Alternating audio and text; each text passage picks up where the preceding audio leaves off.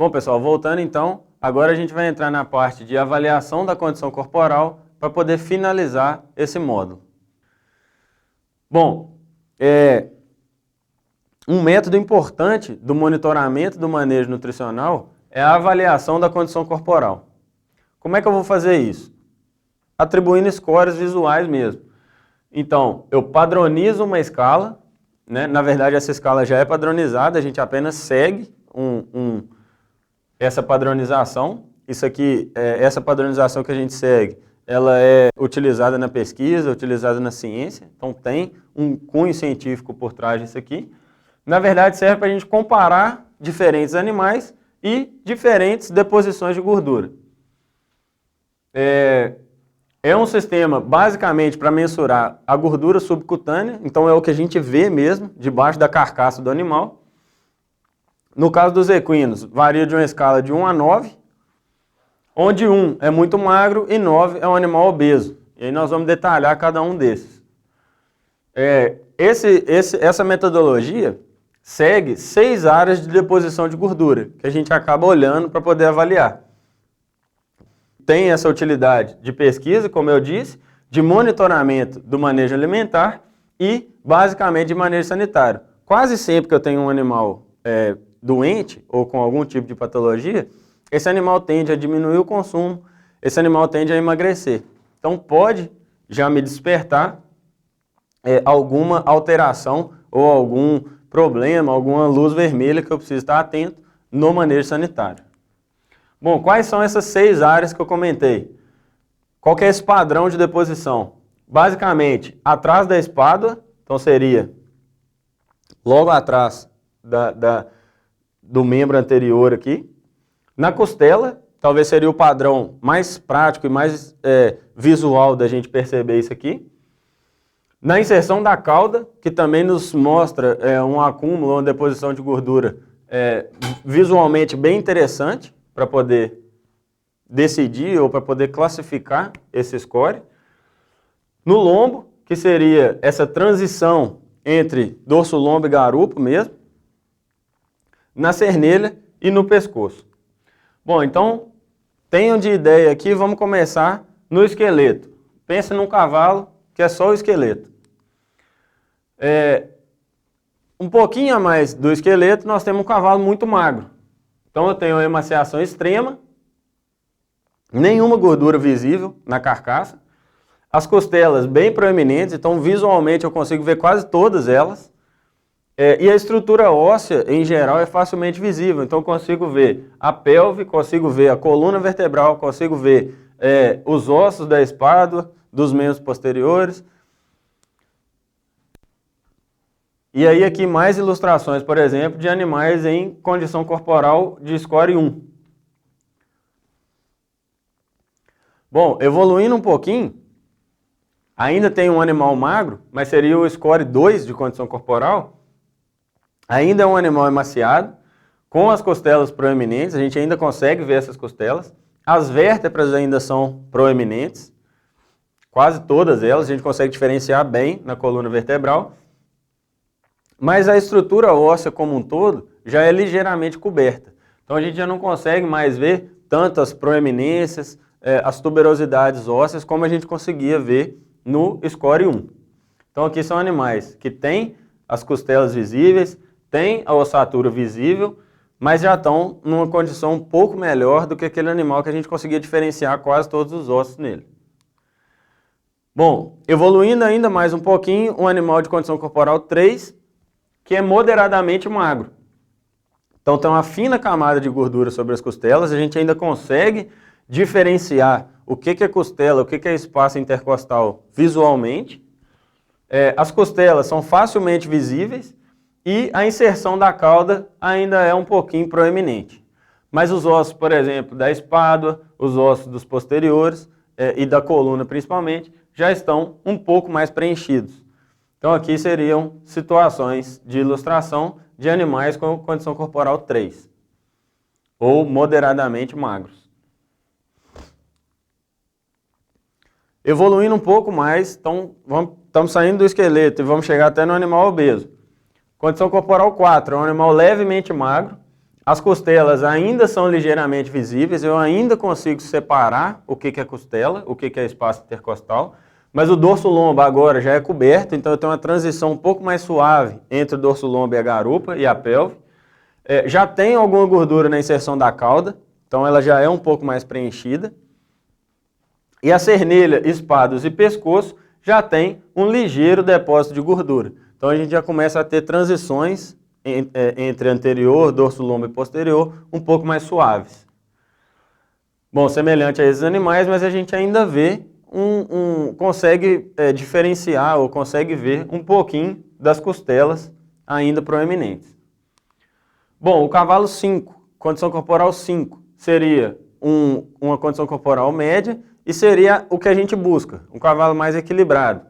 Então o dorso lombo é coberto, eu tenho uma transição bem suave, as costelas já são cobertas visualmente, mas se eu for lá e palpar, eu consigo diferenciar o que é costela e o que é espaço, porém visualmente eu não consigo ver mais.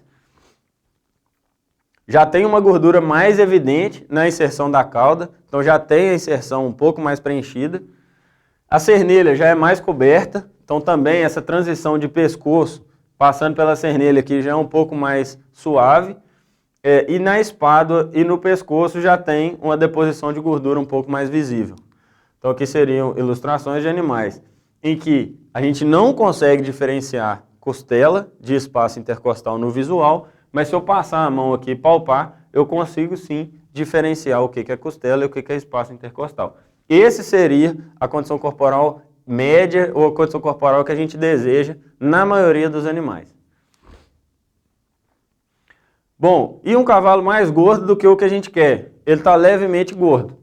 Pode apresentar um acúmulo de gordura no dorso lombo, então eu já tenho uma transição aqui um pouco mais exacerbada, vamos dizer assim, menos suave. A gordura sobre as costelas já é mais evidente. A inserção da cauda já também apresenta gordura mais evidente, então já é bem mais preenchida, quase que formando um contorno mais arredondado da garupa mesmo.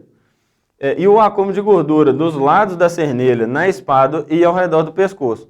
Então quase que eu começo a não ter muita separação mais, a não ver mais muito essa transição entre pescoço, cernelha e dorso lombo.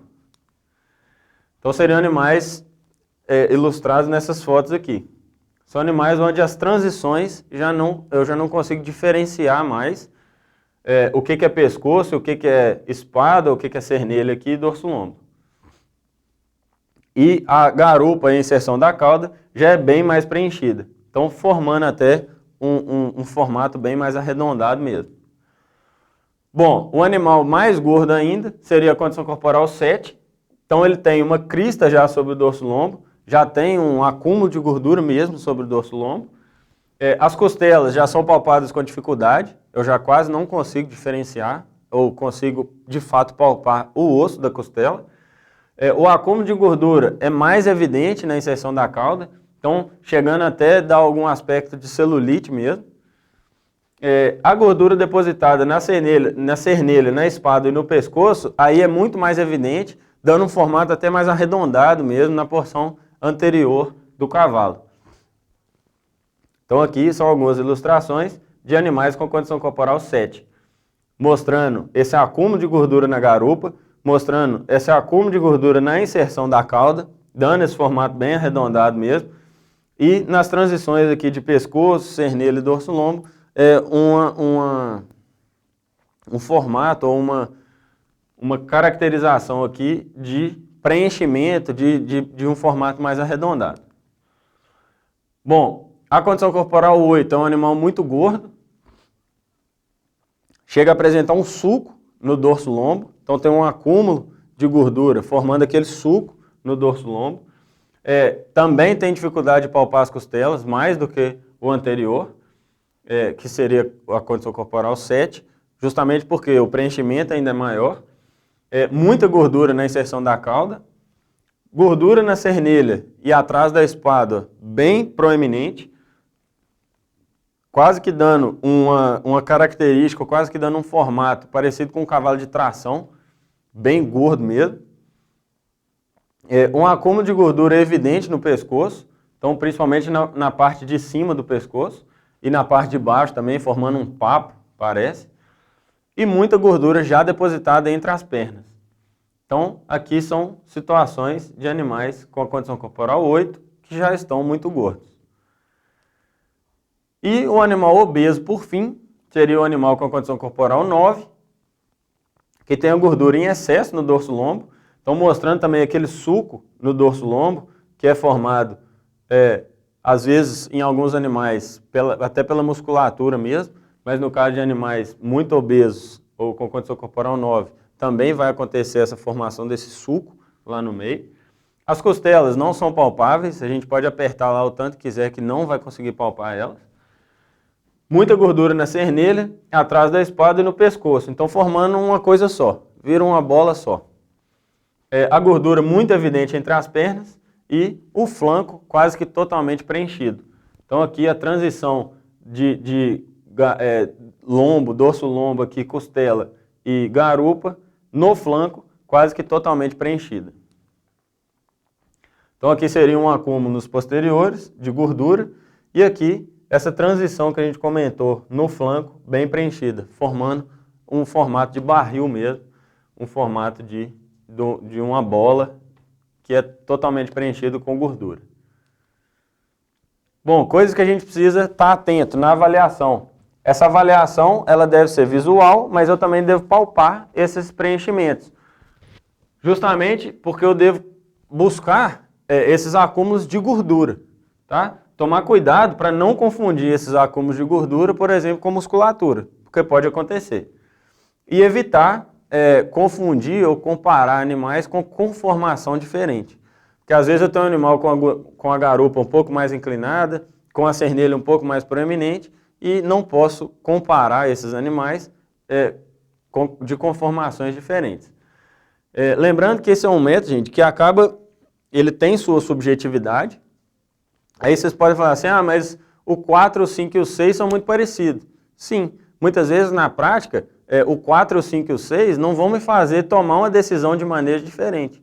Mas a diferença entre o 2 e o 8 e o 7, aí sim. O que eu tenho que ter na cabeça é o seguinte, eu quero um animal do meio, eu quero um animal equilibrado. Então eu não quero nem animal gordo e nem animal muito magro. Cada cavalo tem um score ideal em função da raça e da categoria.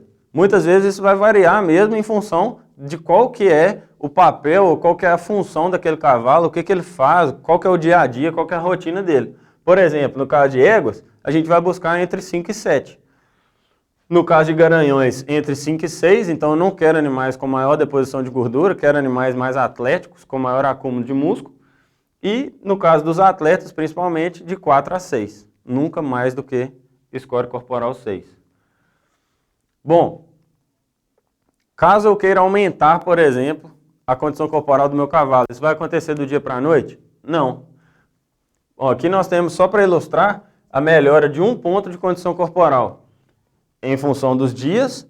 E aí o que vai mudar? O ganho médio diário desses animais, que vai ser um resultado do consumo de concentrado que esses animais estão comendo, ou do aumento de aporte de energia que a gente está dando na dieta. Então, se meu animal come 2 kg de concentrado por dia, ele tem um ganho de 340 gramas por quilo por dia, ele vai demorar 60 dias para ganhar 1 ponto de condição corporal, ou seja, de sair de 4 para 5 ou de 5 para 6. Caso esse consumo de concentrado seja menor, o ganho médio diário é menor, consequentemente, o prazo para poder aumentar 1 ponto de score corporal é maior.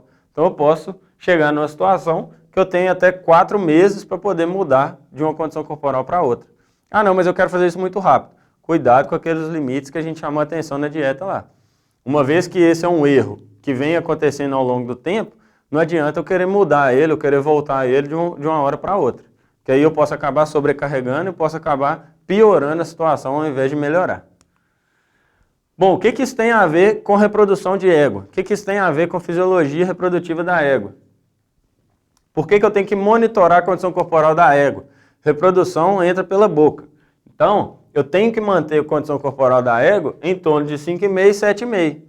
Vamos ser práticos aqui, em torno de 5 e 7. Por quê? Éguas que têm essa condição corporal intermediária ou com um acúmulo pequeno de gordura, gastam menos dias na estação de monta, emprenham mais rápido. Então ficam menos dias em aberto. O que seria esses dias em aberto? O dia que ela pariu até o dia que ela vai conceber novamente, ou vai originar uma nova gestação. Bom, aqui só uma figura para ilustrar isso, que nessa mesma escala de 1 a 9, essa condição corporal relacionada à saúde e o impacto na reprodução, e aí a gente mostra aqui, o vermelho é uma condição corporal ruim, menor do que 4,5, o verde moderado, de 5 a 6,5, e o 7, gorda, éguas gordas, maior do que 7 a condição corporal, o amarelo. Então, éguas magras, taxa de gestação em função da condição corporal. Éguas magras com menor do que 4,5 de condição corporal, 78% de taxa de gestação. Éguas com condição corporal moderada, de 5 a 6,5, 100%. E éguas gordas acima de 7, 97%. Então eu gostaria de estar numa situação mais próxima do moderado para um acúmulo pequeno de gordura do que trabalhando com animais mais magros ao longo da estação de monta. Bom, aqui essa mesma ilustração na forma de tabela, então condição corporal menor ou igual a 4,5, de 5 a 6,5 ou maior ou igual a 7. Qual que é a quantidade de ciclos que essa égua teve que passar para conceber ou para ser fecundada? Éguas magras, 2,8. Éguas de 5 ou maior ou igual a 7, 1,4. Então nós estamos falando de metade. Enquanto uma égua demora por exemplo, ou um ciclo para poder conceber, nós estamos falando que uma égua magra demora 2 ou 3, que é o dobro. E as taxas de concepção, como a gente já viu, em éguas magras próximo de 70%, e em éguas com condição corporal adequada, acima de 90%. Bom, éguas em lactação com score inferior a 5 não apresentam reserva suficiente para suportar uma nova concepção. Então é simples, minha égua pariu, está dando leite, tem uma exigência nutricional alta e está magra, o que o sistema nervoso, o que a natureza fala?